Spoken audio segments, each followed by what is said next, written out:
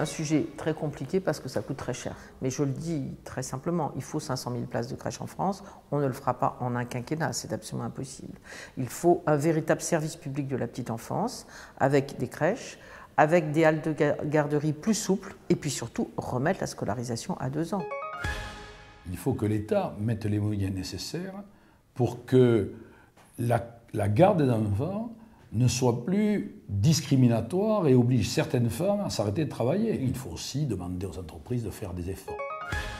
Il s'agit de mettre en place ces 500 000 accueils qui seront rendus possibles par un soutien aux crèches collectives, donc avec une cohérence qui doit être portée avec les collectivités locales, et il doit y avoir le réseau des assistantes maternelles, qui pour moi est un réseau très important. Et puis il y a ce que nous devons faire à partir de 2 ans, d'où le rôle de l'école maternelle. Et là-dessus, je pense qu'il y aura dans le plan que j'ai proposé des créations de postes qui devront se faire dans les écoles maternelles. Je propose que l'État passe contrat avec tous les départements de France de manière à prévoir une part du budget qui pourrait être cofinancée avec une incitation particulière des entreprises qui sont les plus importantes, qui emploient en majorité des femmes, c'est-à-dire en les obligeant à participer au financement pour faire un cofinancement tripartite, collectivité locale, entreprise et État. Les communes n'ont pas assez d'argent pour anticiper. Donc, il y a un moment, on va leur dire, écoutez, faites moins de ronds-points, faites moins de routes, moins de dépenses de prestige, et ouvrez des écoles et des crèches.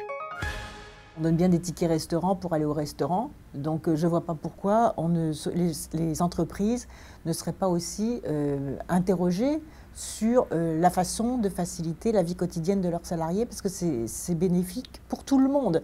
Donc plutôt que d'opposer les entreprises à la vie de famille, il faut faire comprendre aux entreprises que j'appelle citoyennes, et j'espère qu'un jour toutes les entreprises deviendront citoyennes, qu'elles ont intérêt aussi à intégrer dans leurs œuvres sociales la prise en charge de la petite enfance.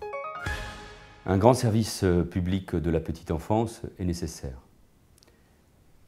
Soyons en même temps clairs et disons en tout cas la vérité.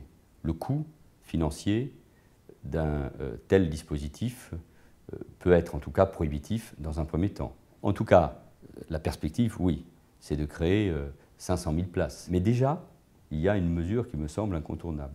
C'est de faire en sorte que, de nouveau, l'éducation nationale accueille les moins de 3 ans.